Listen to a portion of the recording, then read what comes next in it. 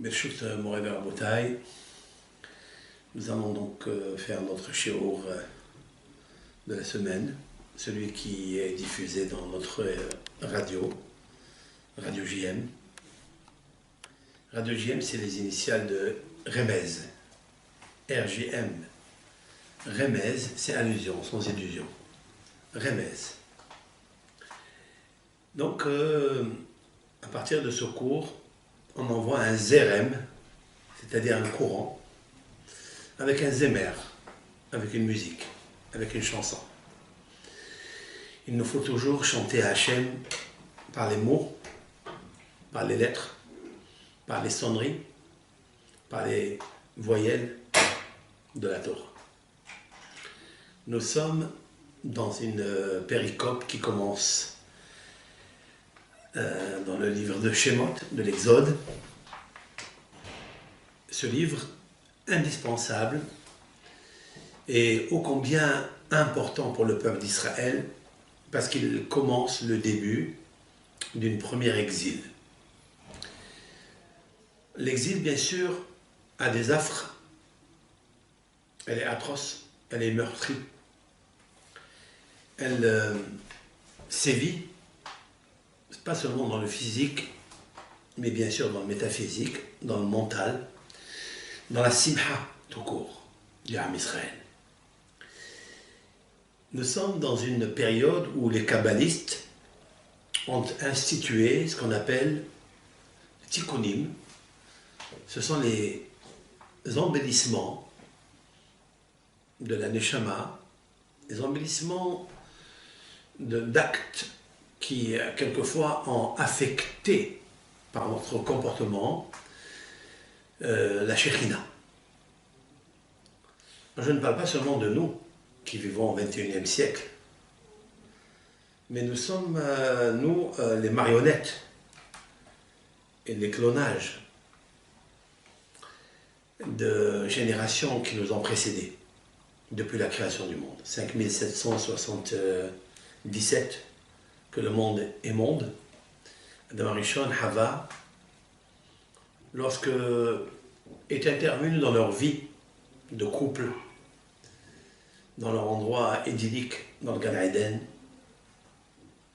j'ai nommé le serpent Nahash. Lui et toute son armée, le Samech même, les forces du mal masculines, avec son partenaire ô combien intelligent, rusé en même temps, la Medyud, la Medyutav, la force féminine. Ils ont engendré des forces négatives, des soldats et des armées très puissants. Toutes ces armées-là ont un nom. Paro Melech Mitzrayim. Paro, c'est celui qui est le roi d'Égypte. Le nom de Paro, c'est-à-dire le pharaon, en français, mais qui pour nous dans la Torah, écrit par Hachem, dicté à Moshe, fait Resh Aïne Paro, c'est en fait deux symboles. D'abord, il est nommé lorsqu'il devient roi, ça n'est pas son vrai prénom. Chaque roi d'Égypte, l'un s'appelle Ramsès, il y a plusieurs noms, Veshem Reshaim El-Kav, il n'est pas bon de citer leur nom, parce que ça influence négativement pour celui et celle qui le prononce, mais le mot Paro qui est cité dans la Torah, on n'a pas peur de le dire de notre bouche. Paro, c'est l'emblème qui est la carence et le défaut en Égypte. Autrement dit que le mot Paro, c'est 4 lettres qui ont renfermé des idéologies spirituelles. Il a enfermé une méthodologie depuis que le monde est monde, à savoir les étincelles divines qui sont tombées par la faute de Adam Arishon, du cerveau, du moach de Adam Arishon, comme le dit Zohar HaKadosh, tlat tipin, 3 gouttes, je traduis chaque mot pour aller doucement dans ce shiur, tlat tipin, 3 gouttes d'izdarreku qui sont jetées, tombées, mimoha de Adam Illa, du cerveau de l'homme supérieur. L'homme supérieur, ça peut être l'homme qui se trouve dans l'ADN spirituel, métaphysique, abstraite, mais combien brillante. Et ça peut aussi correspondre l'homme Adam Arishon qui était investi de ce clonage supérieur, si on peut dire ainsi, le génome supérieur qui s'est investi en lui et il est devenu Adam sur terre, dans le Gan Eden. Par le fait de sa beauté qu'on appelle la Tiferet, la splendeur de la lumière qui brillait en lui, le serpent, si l'on peut dire ainsi, le Nahash, qui a une force puissante de ruse, a été jaloux de la tunique unique offerte à Adam et Hava. Alors, il est allé leur enlever par les ruses, leur enlever cet habit majestueux, ô combien noble. Quand je parle d'un habit, ce n'est pas seulement l'habit qu'ils portaient sur leur corps, qui était en électrique, mais je veux parler de l'habit qui les habille intérieurement. Lorsque Adam et Hava ont fauté, alors l'Éternel a dit « Je vais les répudier du Gan Eden après avoir consommé le fruit de connaissance du bien et du mal,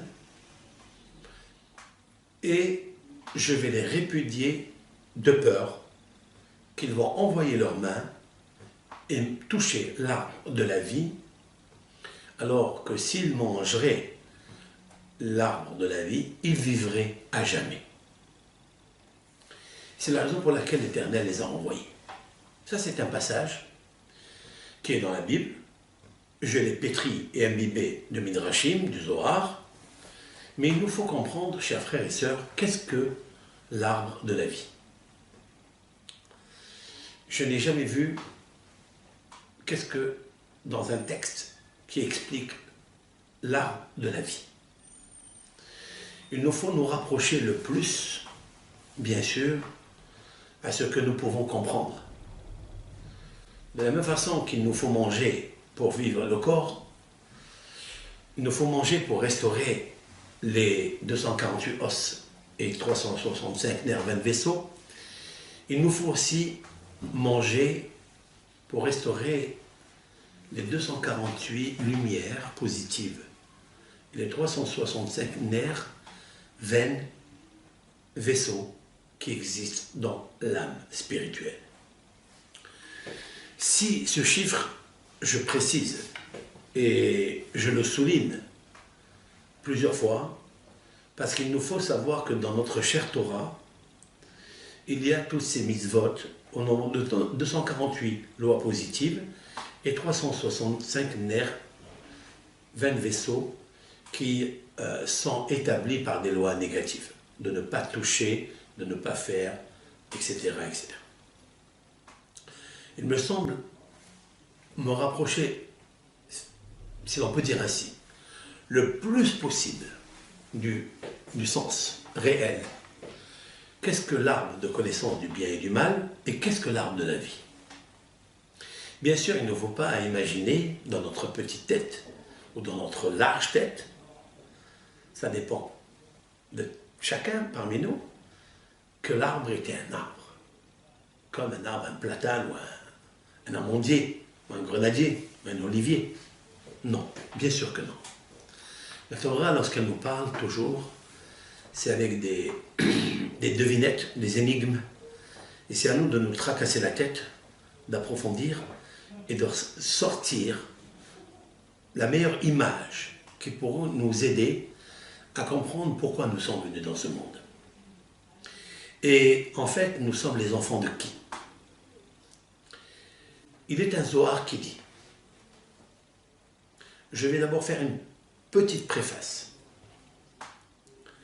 Et puis après, nous reviendrons à la paracha de Shemot, parce qu'il nous faut savoir que les jours que nous allons traverser à partir de cette péricope sont des jours qu'on appelle Shovavim, dans l'acrostiche des parachiotes, Shemot, Vaera, Bo, Béchalah, etc. Shovavim, cela veut dire rebelle. Rebelle, ça remonterait au premier rebelle de la création. Il y en a deux, c'est Adam et Hava. Mais il y a un troisième qui est encore rebelle et qui essaye de nous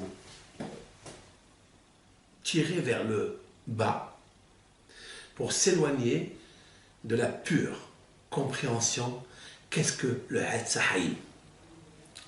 Lorsqu'on parle de l'arbre de la vie, eh bien cet arbre de la vie, il va nous aider à réparer tous nos rébellions, tous nos actes qui nous ont amenés à nous éloigner, à nous, par le trouble, par Babel, par Yavan, par Madaï, par Édom que nous sommes.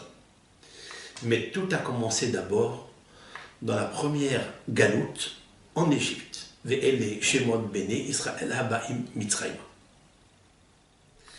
Là, le peuple d'Israël va naître. On va essayer de l'engloutir, de le noyer.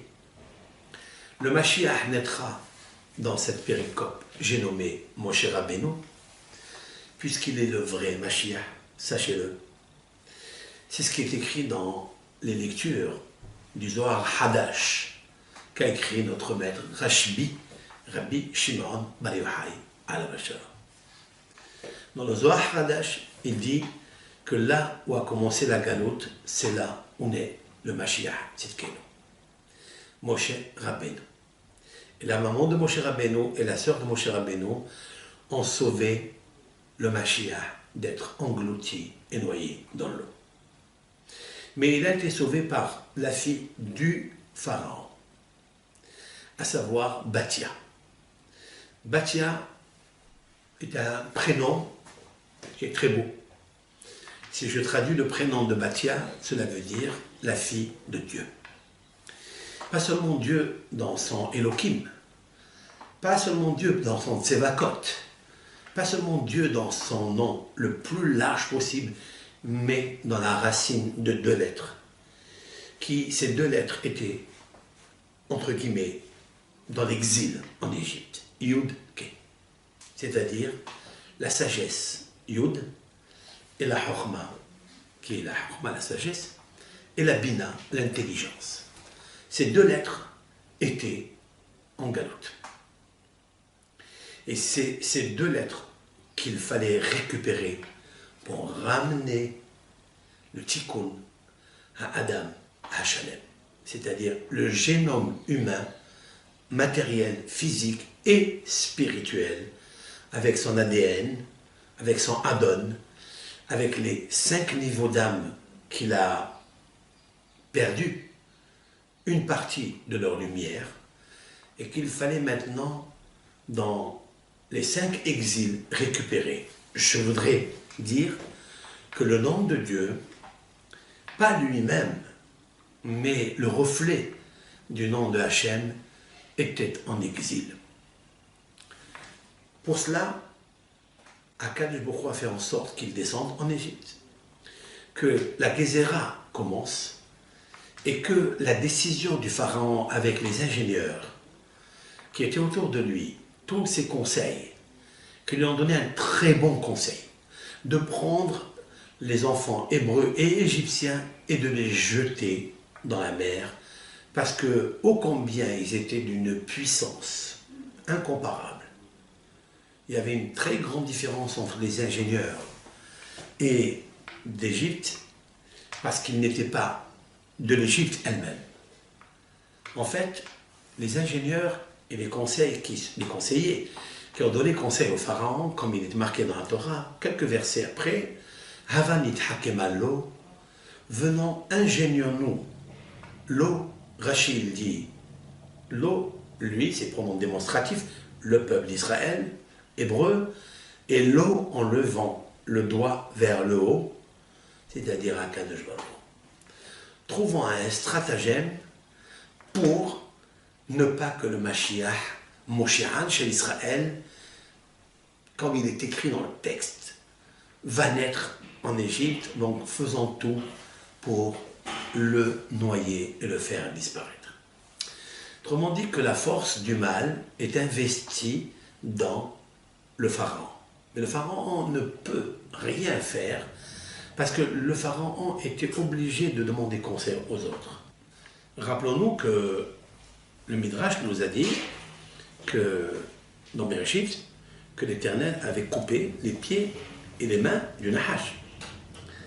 Cela voudrait dire quoi? Que lui aussi il a perdu de ses forces. Avec les mains, on agit, avec les pieds, on court, on marche pour aller faire nos besoins. Et donc, le Nahash aussi, il a perdu de ses valeurs. Il a perdu de ses armées. Et c'est la raison pour laquelle le Nahash avait tenté d'effacer Adam et Hava, mais il n'a pas pu.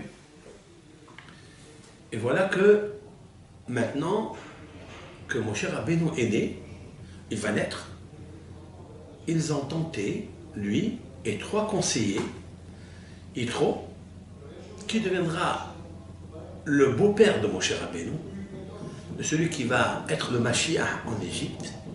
C'est celui qui va être le Mashiach qui va les faire sortir. Celui qui va être le Mashiach pour faire descendre la Torah du ciel, qu'il l'écrira et il la posera dans le Haron, dans l'arche sainte, qu'on amènera en Eretz Israël, dans le Kodesh HaKodeshim. Parmi eux, il y avait Iov, Job et aussi Balaam, Bilam. Ces 3 personnages ne sont pas de l'Égypte. Ce sont une importation qu'ils ont amené l'un de Aram Naharaim, c'est là où est né le peuple d'Israël finalement. On dit que Lavan habitait dans le Nahar Naharaim, à l'est, et c'est là où Yaakov Avinu a pris ses filles, Rachel, Léa, ses servantes, Bila, Zilpa. Il a donné naissance chez Lavan, il a donné naissance aux 12 tribus d'Israël. Vous savez que les 12 tribus d'Israël correspondent justement à 50 lettres.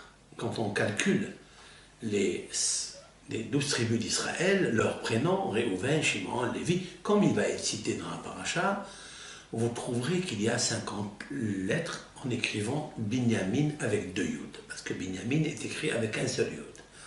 Mais si on ajoute Binyamin avec un deuxième yud, donc ça ferait 50 lettres. Le chiffre 50 est très prépondérant dans cette paracha, parce que il y aura que 1/5 du peuple d'Israël qui va sortir d'Égypte. Le reste périra dans la plaie de Hosher, l'obscurité. Autrement dit que le serpent, c'est-à-dire le Parao, pourquoi je dis que Parao c'est le serpent? Parce qu'en effet, Parao c'est Péra, comme disent le Zohar HaKadosh, c'est écrit dans le Zohar. Péra, c'est-à-dire la bouche mauvaise. La correspondance intrinsèque qu'il y a avec le serpent, c'est que le serpent avait une bouche mauvaise. Et le fait d'avoir une bouche mauvaise, c'est-à-dire pleine de ruses, il a introduit et réduit la lumière de Hava et de Adam. Et comme ça a commencé avec un dialogue, c'est-à-dire avec la parole, parce que si Hava n'avait pas parlé avec le serpent, on ne serait pas aujourd'hui dans cette situation. C'est la raison pour laquelle je dirais avec l'aide de Hachem en quintessence que la période que nous traversons est une période de Shmirat Hadibour, c'est-à-dire de garder le silence, de parler de ce qu'on a besoin pour le travail, de parler de ce qu'on a besoin pour manger de ce qu'on a besoin, le strict minimum. Écoutez bien, plus une personne, dans ces périodes-là, jusqu'à Parashat Yitro, jusqu'à Parashat Mishpatim, incluse, là où on va revenir au statut social, là où on va revenir à la tzedaka, là où on va revenir au ve'ahavta l'ereacha kamocha, on va revenir à toutes ces halachot, eh bien il nous faut, depuis Shemot jusqu'à Mishpatim, donc Shovavim, ce sont les initiales Shovavim, pour corriger la rébellion, la première qui a commencé à cause de la mauvaise parole, à savoir Ra.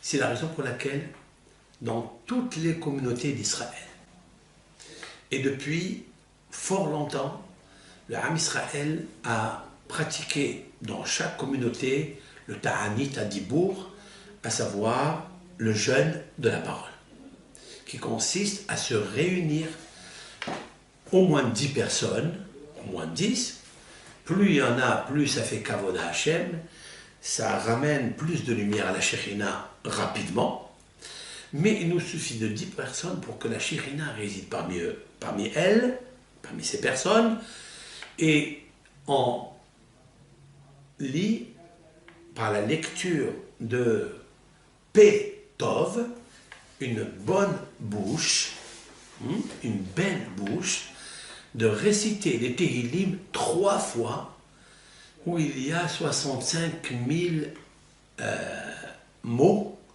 que l'on dit à travers les Tehillim, les 150 psaumes qu'il y a dans les Tehillim, nous les répétons 3 fois, et puis nous continuons la 4e fois jusqu'à Mizmor Shir, la Sheminite.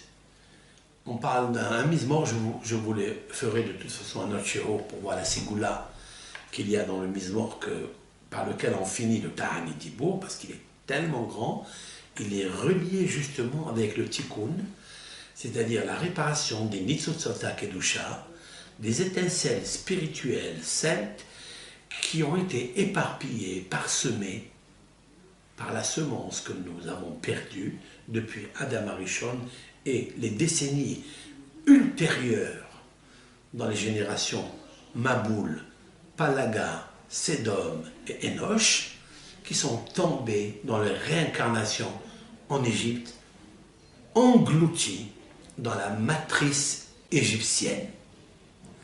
Quand je parle de la matrice égyptienne, cela veut dire le creuset égyptien pour épurer, laver, enlever les impuretés, retirer les impuretés qui se sont entremêlées dans ces étincelles divines, dans la matrice égyptienne. Et qu'est-ce que la matrice égyptienne?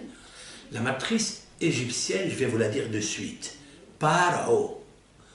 Paro, vous avez le Fé, la lettre Fé, et vous avez la lettre He. Au début, la lettre P, et à la fin, la lettre He. P, voici la bouche. À l'intérieur, c'est-à-dire dans la matrice du prénom du Paro, vous avez la Resh et Aïn, c'est-à-dire Ra, mauvaise. C'est la racine de toutes les galouillottes, de tous les exils, c'est le fait d'avoir abîmé la bouche par la contamination du dialogue avec le Nahash à la création du monde dans le Gan Eden, endroit idyllique approprié à la réception des lumières du génome spirituel. Et cette fois-ci, nous avons traversé dans tout le livre de Bereshit, nous avons épuré, mais combien de déceptions et de dépressions, combien de femmes juives, matriarches qui ont souffert par le biais de ne pas apporter et mettre bas facilement dans leur matrice.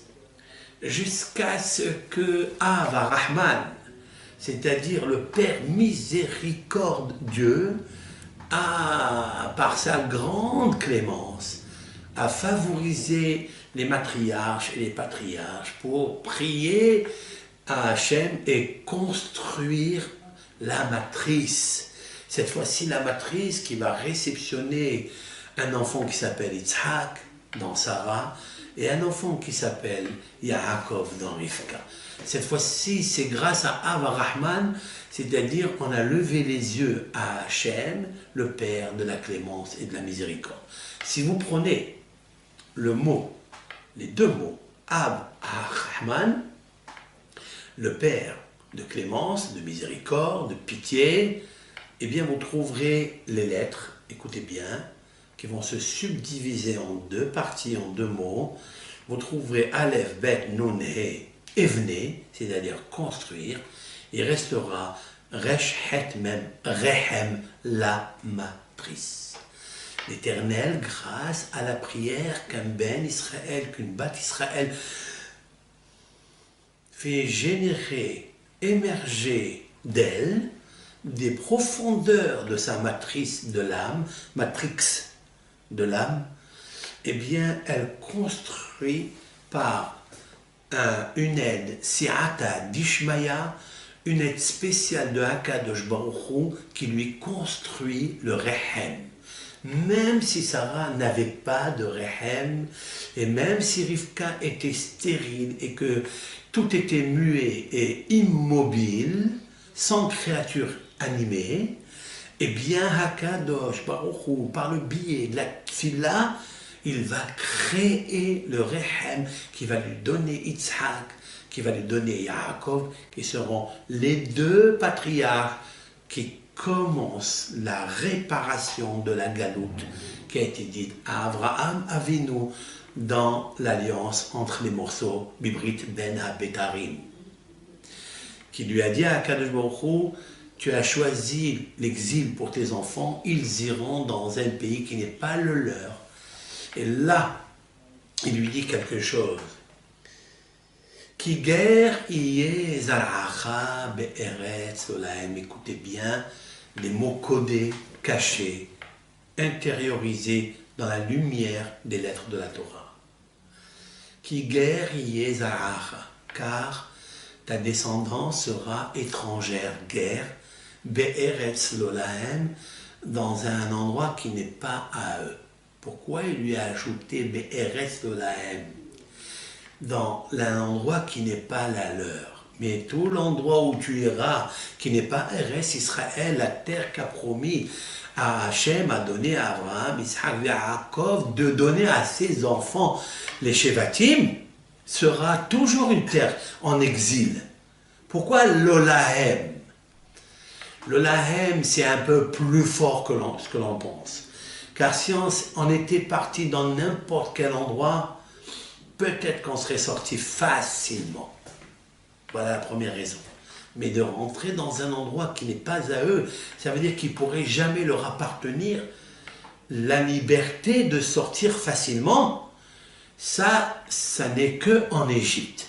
Et bien que le texte ne l'ait pas cité, il n'est pas marqué l'Égypte, mais lorsqu'il dit guerre, c'est-à-dire étranger, je voudrais parler de là où Zar'acha, ta descendance, c'est-à-dire le Zera, la semence, qui est pétrie et imbibée d'étincelles de Kdusha, va être guerre, c'est-à-dire elle va être étrangère, parce qu'il faille aller là-bas, dans le pays de Metzarim, c'est-à-dire Mizraïm, ce sont les frontières qui sont étroites, c'est le creuset égyptien, c'est là où le pharaon, dans son cœur, dans son âme, dans sa matrice, il y a les lettres Resh, Aïn, Ra, Zara, Ra, voilà, ici, c'est-à-dire que le Zera, en deux mots, le Zera, c'est-à-dire la semence qui descend de Adam à Rishon, la semence spirituelle, gouttes spirituelles de Kedusha qui sont tombées du cerveau de Adam Arishon, j'allais dire de la matrice de l'âme qui se trouve dans le cerveau de Adam Arishon, iront étrangères en captivité dans le cœur et creuset et l'âme matrice du nom de Pharaon, Péra, à l'intérieur, à l'intérieur. Maintenant, il nous faut savoir que cette matrice, il a été très difficile de faire sortir ces Netzotzot à Kedusha du peuple d'Israël, qui était englouti dans la clipa, dans les forces de la carapace qui entoure le pharaon. Qu'est-ce que la carapace et la clipa? C'est le fait et le hé, c'est-à-dire la lettre qui est composée, qui donne le mot P, la bouche. Mais, encore un peu plus fort, qui donne la valeur numérique du mot Mila. Mila même, Yud Lamed He, est une valeur numérique de fait, c'est-à-dire la bouche. Maintenant, la naissance de Moshe Rabbeinu, certes, il est né Moshe Rabbeinu. Lorsque Moshe Rabbeinu est né dans cette péricope, il est né et alors que la lumière était éblouissante dans la salle où il est né. Parce que Moshe Rabbeinu est celui qui va devoir réciter la Torah au peuple d'Israël par sa bouche, mais il va citer le P Tov, parce que la Torah, elle est le Tov, elle est l'antithèse du Ra, et en fait, elle est la réparation du Etzada Tov Ra. Elle sera la réparation par la lecture de la Torah, par la descente de la Torah, de 6 Sivan, lorsque le signe zodiacal est Gémeaux, c'est-à-dire la fraternité, l'unité du peuple d'Israël, c'est l'effigie de deux êtres qui s'assemblent, se ressemblent, et qui s'assemblent, se ressemblent pour le même projet, le même programme, c'est-à-dire la Torah. Maintenant, avant de recevoir cette Torah, il fallait passer l'épuration pour ramasser, récolter les étincelles divines éparpillées. Mais qui sont ces étincelles divines? Ce sont des âmes égyptiennes qui étaient en Égypte et que, d'où ils sont venus, ces âmes égyptiennes? Bien, ils sont venus par la prospérité qu'a eu le peuple d'Israël à un certain moment, lorsqu'u Bnei Israël paru vaishretzu vairbu vayatzmu bim'od me'od timale haaretz otam. Et le peuple d'Israël se multipliait, se fortifiait, et la terre s'est remplie d'eux. La terre d'Égypte s'est remplie d'eux. Et la question de savoir pourquoi la Torah nous précise-t-elle que le peuple d'Israël a rempli l'Égypte alors que le peuple d'Israël était dans une localité qui s'appelle Goshen, la terre que le pharaon a donnée à Sarah. Et c'est là où Yaakov a envoyé Yehuda, le roi d'Israël, à construire une yeshiva, une maison d'études de Torah, de Talmud et de Halakha, et que Yosef leur a donné la nourriture. Yosef, en quelque sorte, leur a donné toute l'alimentation pendant 17 ans. Là, les frères ne sont plus là, Yaakov n'est plus là, Yosef est mort, les enfants d'Israël, les enfants, c'est-à-dire les Shevatim, sont morts, et la Torah, elle nous dit, et voici le nom des bénis Israël à Ba'i Mitzraïm. Et voici les noms des bénis Israël sont venus en Égypte. Nous allons essayer de comprendre. Lorsqu'on regarde le texte nu, cru, dans le sens littéral, le plus superficiel, si l'on peut le dire ainsi, hein? Même s'il est superficiel, mais il y a beaucoup de ciel super à l'intérieur de la lumière des lettres de la Torah. Ce morceau de texte qui apparaît en emblème pour le livre de l'Exode, il commence avec « Ve'ele » et « voici ». Pourquoi il termine « et voici » Parce que Ve'ele vient nous rapporter quelque chose. Ve'ele, si vous calculez, d'abord il y a un vav. Il commence par un vav et il termine le verset qui a 11 mots. Il termine par la lettre vav. Vav, ve'ele, et voici, Shemot, les prénoms, Ben Israël, des enfants d'Israël, c'est-à-dire de Yaakov, Habaim, qui viennent, je ne veux pas traduire cette traduction erronée, qui sont venus. Non, ça le texte nous le dira après. Habaim, qui viennent, nous sommes encore en train de venir dans cette obscurité d'exil qui s'appelle Mitzrayim. Et Yaakov, avec Yaakov, Ish ou Beto Ba'ou. Là, lorsque vous lisez, regardez la sonorité que je sors avec la tonation que je dis, Ba'ou. Vous avez la lettre Bet, puis il y a une gaïa, il y a un trait, ça s'appelle dans la grammaire du Dikdouk, Mi-le-el. Mi-le-el, Ba'ou. Ils sont déjà venus.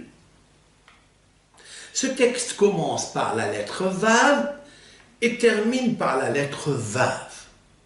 Fort intéressant de savoir pourquoi Akadosh Baruch Hu a demandé à Moshe Rabbeinu d'écrire ce passage de 11 mots avec la lettre Vav au début et la lettre Vav après. J'ajoute une autre préface. Ve'ele, et voici. Vous pouvez lire Ve'léa. Ve'léa. Qu'est-ce que Ve'léa? Et Léa. De qui s'agit-il? De notre patriarche Léa, qui a donné 6 enfants à Yaakov. C'est pourquoi Vav, la lettre Vav, oui, aussi. Mais Ve'léa, c'est la dimension de la Shekhinah qui s'appelle Léa. Et ici, comme si la Torah nous préparait à cette tradition ancestrale qu'est la pratique du Tikkun Hatzot, Tikkun Léa, c'est-à-dire la lecture, les embellissements de la Shekhinah qui s'appelle Léa, qui se pratique à partir de 00 minuit, minuit 00, c'est-à-dire minuit 00, Hatzot Laïla, la moitié de la nuit.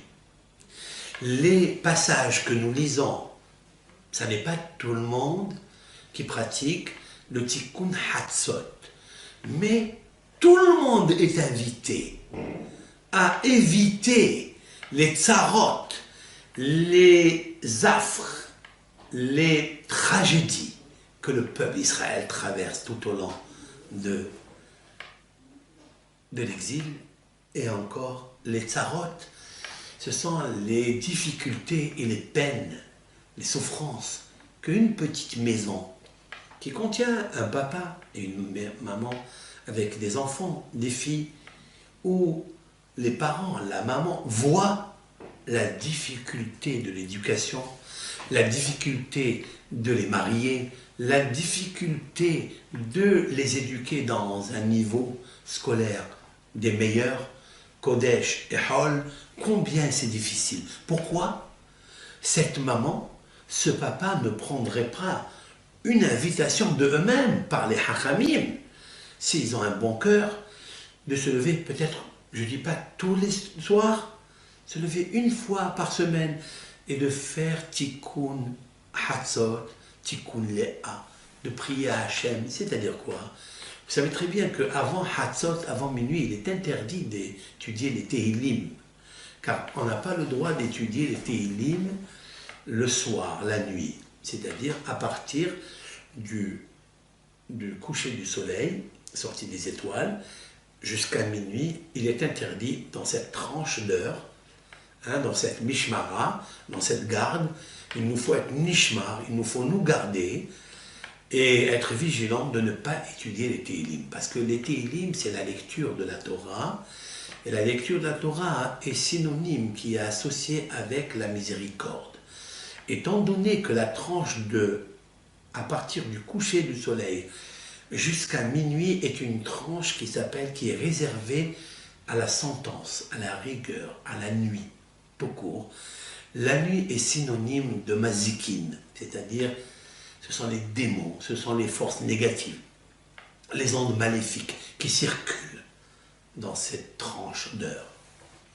Cela, il ne faut pas mélanger la Torah qui est la douceur, les Tehillim qui sont les chansons à Hachem d'éloge et de Hesed qui apportent la simha à Hachem Ibarach et qui apportent les rahamim, la miséricorde. Il ne faut pas inciter la force du mal à combattre contre toi. C'est leur territoire, il ne faut pas s'immiscer. Il y a une frontière à ne pas dépasser. Par contre, à partir de minuit, là où Léa, avec Rachel, c'est pas Rachel, notre matriarche, mais il y a une matriarche qui dépasse notre entendement, celle qui est une lumière, qui s'appelle Rachel, et qui s'appelle Léa, qui, elle, ces lumières-là, descendent dans ces mondes pour envoyer leur lumière sur le monde depuis minuit jusqu'au petit matin. Cette tranche d'heure, elle est très favorable pour la réparation et pour l'adoucissement des rigueurs et des souffrances que nous vivons tous les jours, soit avec nous-mêmes, par des maladies ou autres, par le manque de parnassa, par le manque de mariage pour les enfants, par le manque des ivougim pour le hatan et pour la kala, qui errent dans Mitzraïm, c'est-à-dire dans l'étroitesse, et n'arrivent pas à sortir.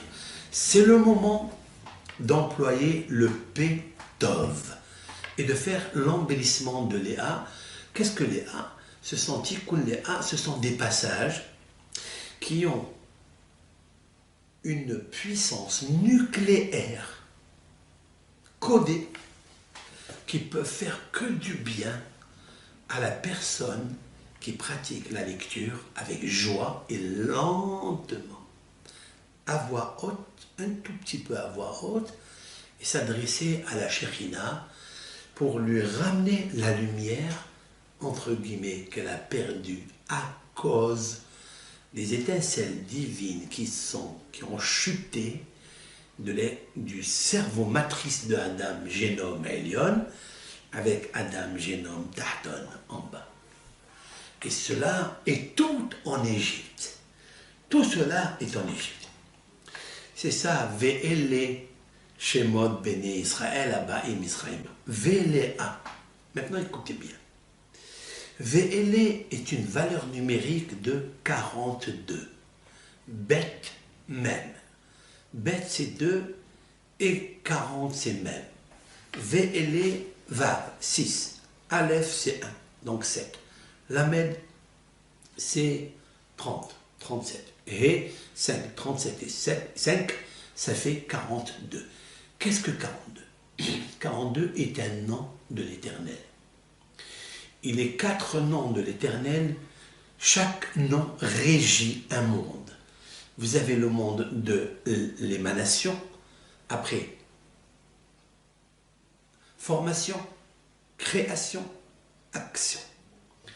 Le Shem, le nom sacré, même bête, c'est celui qui extrait, écoutez bien, extrait par la lecture des Tehillim, par la lecture de Anna Bekoach Gedulat Yeminecha Tatir Tseroa qui contient 42 mots, eh bien, ce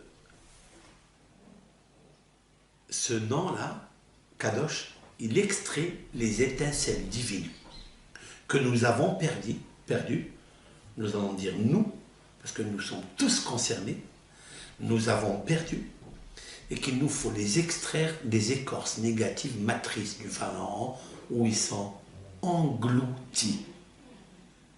Ils sont dans la geôle du mot Ra, c'est-à-dire le Haïd. Comment on les fait sortir?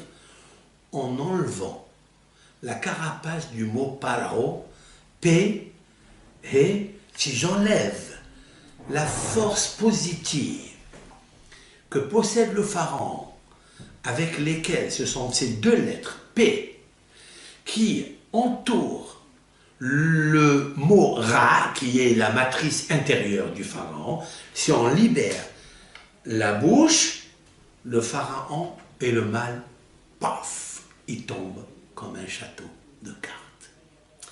Autrement dit, pour nous ramener à nous, notre sortie d'Égypte à nous, c'est de prendre les lettres Fé, qui est votre bouche, et de corriger son Brit, qui est Mila, dans la valeur numérique, et Mila. Par quel biais on fait ça? Par le Shem Membet. Où se trouve le Shem Membet? C'est-à-dire celui qui extrait les forces positives qui sont englouties dans le mal, dans le Tehillim. Le Rav Hida, Ava Shalom, a fait remarquer, écoutez bien, Ve'ele Shemot Bene Israël Habaim, et voici les noms des Bene Israël Habaim qui viennent Mitzrayma. Vous remarquez que la fin des mots, de ces 5 mots, Ve'ele, vous trouvez le He. Shemot Tav, Bene Yud, Israël Lamed, Habaim Mem. Tav, He, Yud, Lamed, Mem, Tehillim. Tehillim, les Tehillim de David Ameler. C'est incroyable qu'en parlant maintenant de Shemot, ça n'est pas la première fois, je tiens à vous dire, bien que le Rav Hida ait remarqué que Tehillim est écrit ici, mais croyez-moi que l'a devancé un des grands maîtres, j'allais dire peut-être, allez on va dire 550 années avant. J'ai nommé notre maître gigantesque, Rabbi Yaakov Baal HaTurim. Rabbi Yaakov Baal HaTurim qui a codifié les célèbres livres de la halakha qui s'appellent le Tour. Le Tour, on appelle le Tour, il a écrit aussi un commentaire sur la Torah d'une grande lumière, qui est kabbalistique bien sûr, a écrit sur place ici que les initiales forment le mot Tillim. Tillim, c'est Tillim. Tillim, c'est en fait Tehillim. Ils n'ont pas l'habitude de coller le Yud et le He pour ne pas mentionner le nom de Dieu Yud Ke à l'intérieur. Mais c'est Tillim. Tillim l'a suivi, mais il ne l'a pas rapporté, un des maîtres du XVIe siècle, qui s'est nommé Rabbi Natan Shapira, l'auteur du Migalé Hamukot, qui a vécu à Cracovie au XVIe siècle. Énorme en Torah, géant en Torah, surtout dans le domaine de la Kabbalah.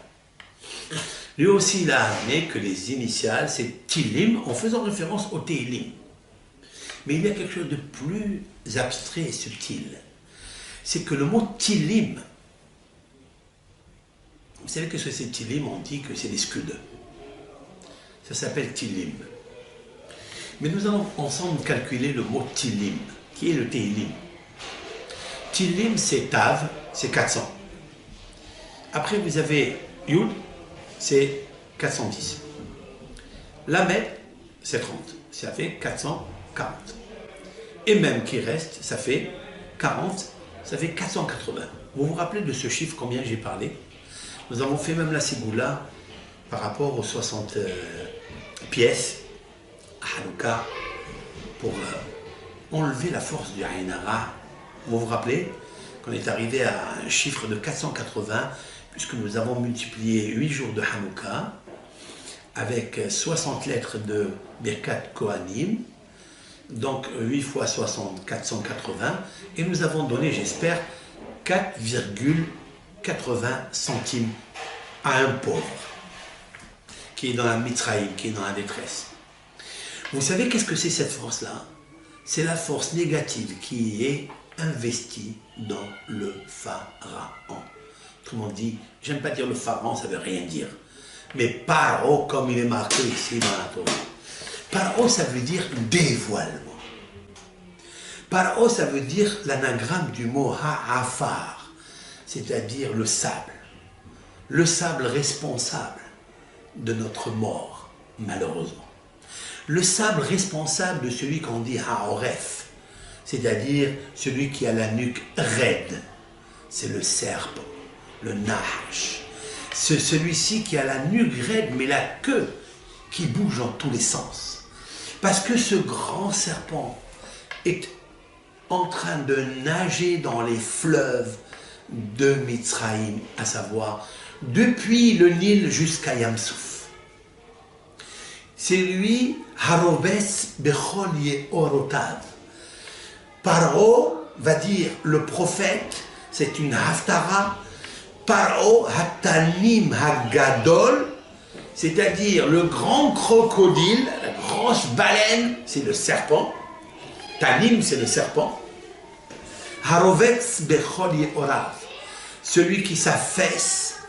Vous savez, quand vous voyez un grand mammifère, on ne sait pas comment on les appelle, ces grosses baleines qui se promènent dans l'eau, ben ça n'est pas seulement dans 25 mètres ou 26 mètres, c'est plus que ça. C'est Bechol Yehorav, c'est-à-dire c'est lui qui s'affaisse sur tout l'océan qui va du Nil jusqu'à Yamsouf, où le peuple d'Israël fera un très grand miracle et fera sauter ce grand Nahash tourbillon qui s'appelle Nahshol, grâce à Yosef Hatzadik et Moshe Rabbeinu. Nous l'expliquerons par la suite, le jour 7, c'est-à-dire le 21 Nissan, puisque nous sommes sortis le 14, et 7 jours après, il y a eu l'ouverture de la mer Rouge. Nous avons ouvert déjà le Nil par la naissance de Moshe Rabbeinu, par la récupération du sarcophage de Yosef Hatzadik qui était plongé dans le Nil, parce que le serpent du pharaon l'a bien saisi là-bas pour apporter l'abondance jusqu'à un moment, 210 années. Une fois expiré les 210 années avec 86 années de souffrance dure, alors le fleuve ne valait plus rien du tout. Parce que le serpent qui habitait s'est cassé les 7 têtes. Et 7 têtes qui vont être cassées, ça sera par Moshe Rabbeinu. Maintenant, regardez en même temps que moi. Mais pourquoi Abaïm Israëma? Parce qu'il nous faut lire les Tehillim, certes. Parce que le Tehillim, c'est 5 en plus que 480.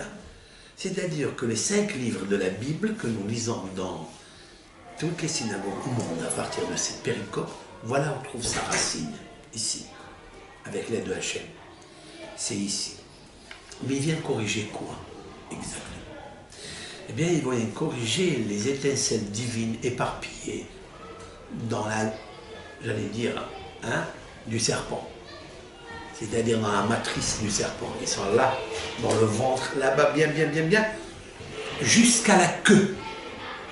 Parce que vous savez où le serpent garde son venin, son virus. Vous savez où? C'est dans la queue. Vous comprendrez, dans la paracha de la semaine, Moshe Rabbeinu, avec Akadosh Baruch Hu, où il va voir des choses magnifiques. Le buisson qui brûle, qui ne se consume pas. C'est-à-dire l'âme juive, la Shoshana, à savoir la fleur, l'âme d'Am Israël, qui est entremêlée par les épines du buisson. Une flamme gigantesque qui brûle, mais qui ne consume pas l'âme. Et puis Moshe Rabbeinu est tellement fasciné. Et l'Éternel de lui dire, je vais te donner un signe, comment je vais sortir ce peuple de là. Il lui dit, prends ton bâton, jette-le à terre. Et il le jette, il se transforme en serpent, pas en crocodile, ni en lion, ni en écher, en aigle. Juste en serpent. Parce qu'il lui fait la remarque que ce serpent-là, c'est là où le peuple d'Israël est englouti. C'est dans le Nahash. Et il lui dit, alors qu'est-ce que je fais alors qu'il se sauve de ça? Il voit le Nahash, va yifrah Moshe mi panav. Moshe, il voit son visage. Il ne voit pas la grosseur entière. Peu importe la grosseur. Mais il voit panav. Qu'est-ce qu'il y a dans panav? Il y a des yeux et il y a la bouche du Nahash. Alors il lui dit à Kadosh Baruch Hu, reviens Moshe, ne t'inquiète pas. Ehhoz biznavo. Prends sa queue. Voyez, Ehhoz biznavo. C'est pas marqué. Et il saisit la queue. Hazek. C'est-à-dire il s'est fortifié de prendre la queue avec une force inouïe, insoupçonnée. Une fois qu'il a pris fort, alors que l'Éternel lui a dit juste touche-la, et c'est touché, saisis. Mais il n'a pas dit avec force. Et Moshe Rabbeinu, c'est marqué, il a pris hazak me'od, c'est-à-dire avec une force. Une fois qu'il a pris tellement fort, hop, le serpent se transforme en bâton. C'est quoi, Rabotaï, ce spectacle? Il veut dire quoi? Quel est le sens caché? Il y en a plusieurs.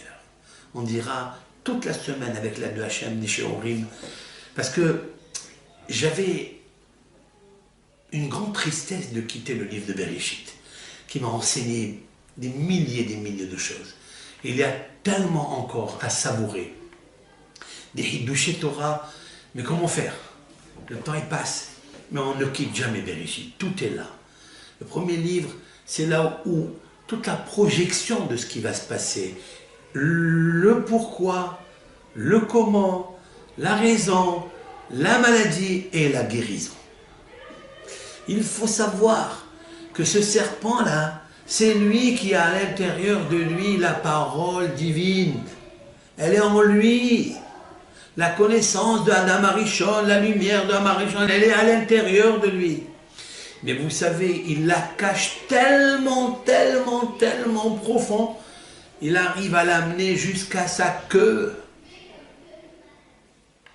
Mais de sa queue, elle arrive à jaillir et à refléter à travers sa bouche. Et mon cher Rabbeinu, il a peur de lui. Mais il lui dit, Hachem, t'inquiète pas. Tu sais où elle est sa force? Elle n'est pas dans sa bouche. Elle est dans la queue. Prends-lui la queue. Mon cher Rabbeinu, vous savez très bien que quand on prend la queue du serpent, c'est très dangereux.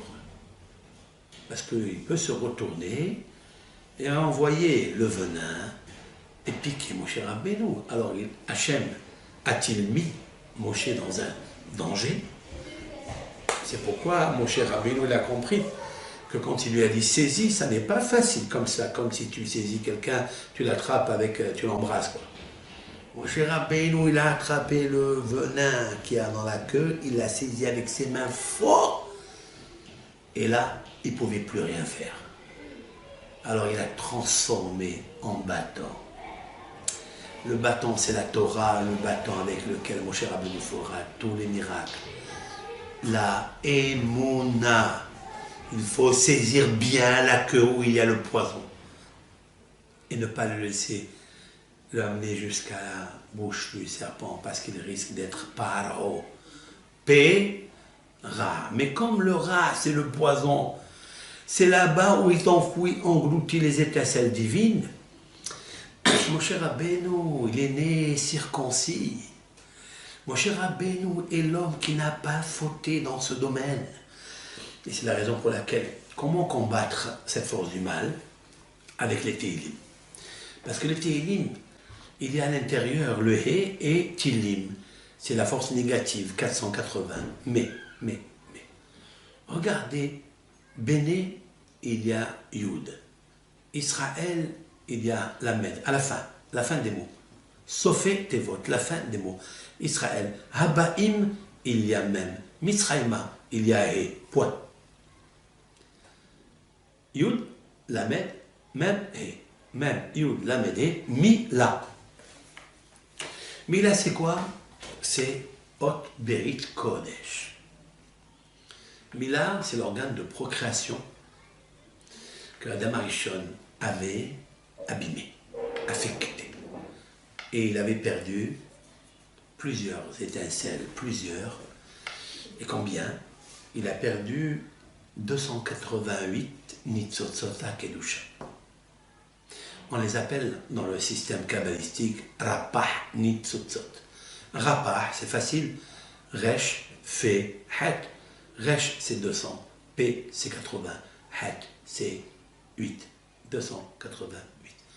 288 Nitzotzot HaKedusha éparpillés dans le monde et investis surtout dans les 4 générations qui, eux, encore une fois, par la force de la roue de l'âme, c'est-à-dire le Gilgoul, la réincarnation, vont tous être en Égypte et le peuple d'Israël doit aller travailler dur 86 ans pour récupérer ces 288 Nitzotzot.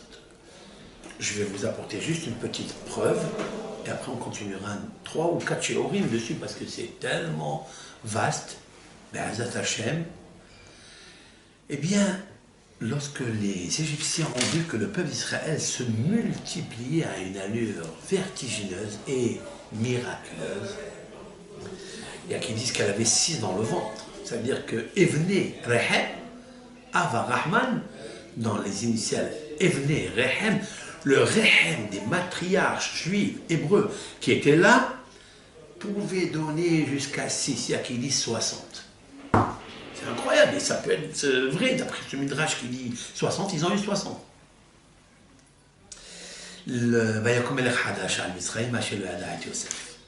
Voilà, il se lève un roi nouveau, tout nouveau. Il y a qui dit c'est le même, il a changé un peu de style, de look, il a commencé. Qui est celui-là? C'est qui? Ben celui-là, c'est le serpent.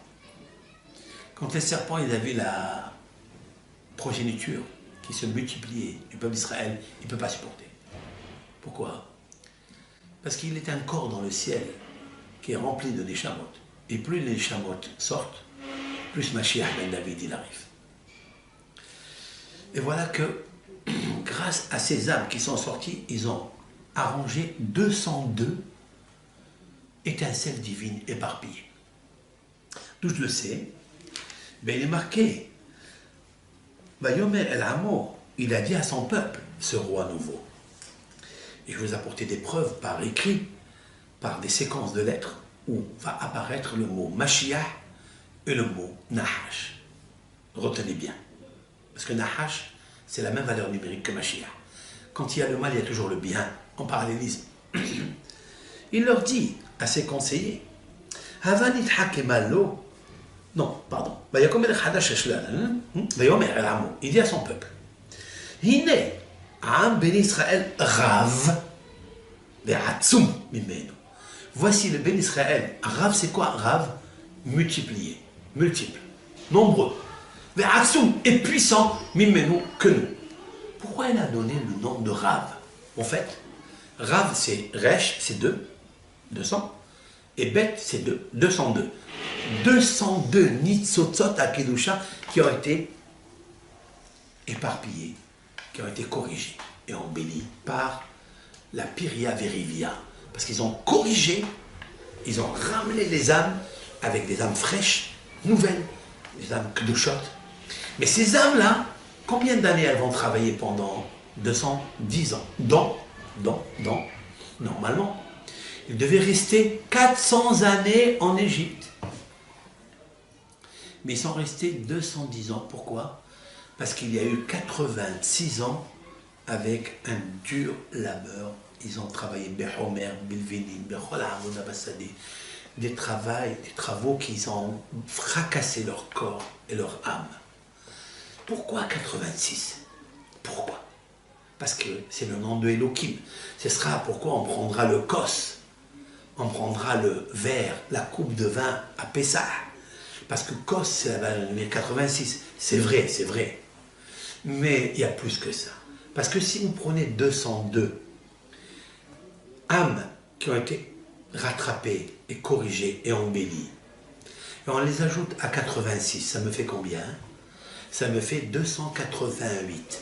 Ce sont les 288 étincelles divines qu'a perdu Adam Arishon de son cerveaux qui ont été éparpillés dans le monde et qui ont été oppressés par le Maboul, qui en a perdu des milliers, effacés de la terre. Après Sédom, effacés de la terre.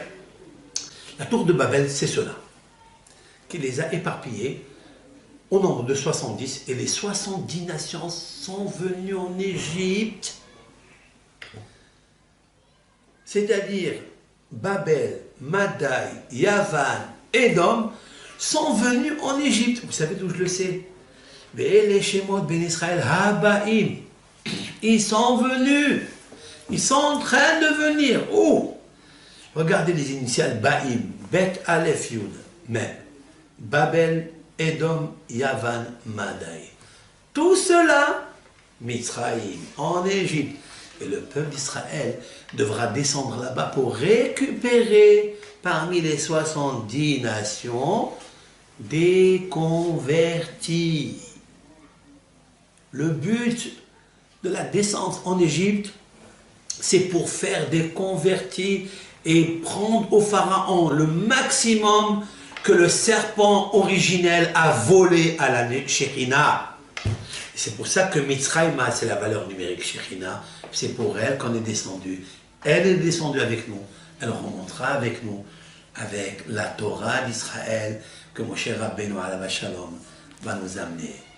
Et alors, la question est, je n'ai pas encore expliqué qu'est-ce que c'est Etz Haïm, l'arbre de la vie. J'ai expliqué jusqu'à présent l'arbre de connaissance du bien et du mal. Le bien, c'est Moshe qui va récupérer avec la Torah les 288 mitzvot. Et le ra, c'est Pharaon, puisque la matrice du mot Pharaon, c'est. Voilà pourquoi Moshe Rabbeinu sera une personne qui bégaye. Pourquoi le législateur, le Mashiach de l'Égypte, sera frappé dans sa bouche. Vous pouvez m'expliquer ça? Parce que c'est les paroles mauvaises du Nahash que Moshe est en train de réparer. Il est obligé de commencer lui. Et puis au mont Sinaï, il guérira de la bouche et transmettra la Torah. C'est pourquoi nous lisons les Télim dans cette période pour corriger nos mauvaises paroles. Si quelqu'un a fait des vœux, il n'a pas payé, c'est l'occasion de les payer. Si quelqu'un a promis quelque chose à quelqu'un, il ne lui a pas fait, il devra payer. Et tout ça, nous profitons d'une influence dans cette période qui est magnifique, qui revient tous les ans, mais c'est dommage de la perdre cette fois-ci. Et à vous de vous concentrer, à vous élever, évolution après élévation, élévation après évolution, pour atteindre les lumières de la Shekhinah, qu'elles sortent de la galoute et qu'elles s'accompagnent avec, en symbiose parfaite avec Akadosh Baruch. Puisse l'Éternel nous envoyer Mashiach Tzidkenu, les Gaolenu, pour nous sauver et nous sortir de cette galoute. Bimeria, bienvenue, Chol Am Israël. Amen.